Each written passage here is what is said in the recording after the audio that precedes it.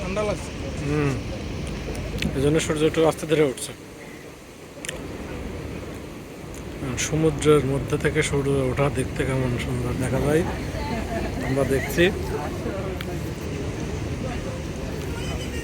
একদম সমুদ্রের মাঝ, সমুদ্রের ভিতরে আছি। এখান থেকে সূর্য ওঠাটা কিভাবে সূর্য ওঠে, সূর্যোদয় হয়। কত বাজে? 6:47 বাজে। এই মাত্র সূর্য উঠতেছে, এখনো পুরোটা মেলেনি।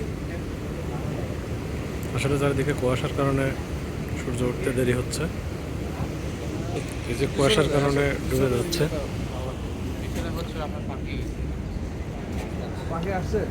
আমরা এখন টেকনাফ থেকে, এটা পিছনের দৃশ্য সমুদ্রের মধ্যে আমরা যে জাহাজে উঠেছি, এই জাহাজের পিছনের দৃশ্য এটা।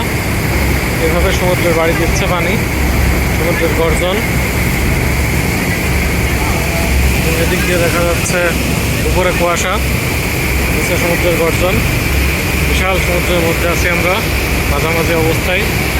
এখান থেকে কোনো চারিপাশে কোনো কিল কিনারা দেখা যায় না, শুধুমাত্র সমুদ্রই দেখা যাচ্ছে। সমুদ্র আর সমুদ্র, যেদিকেই তাকাই সমুদ্র, কোনো কিল কিনারা নাই, কোনো মানুষজন, কোনো কিচ্ছু নাই।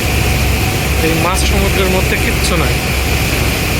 কত দূর পর্যন্ত সমুদ্র এটাও আমরা জানি না, কত দূর পর্যন্ত গিয়ে সমুদ্র শেষ হয়েছে এটাও আমরা জানি না।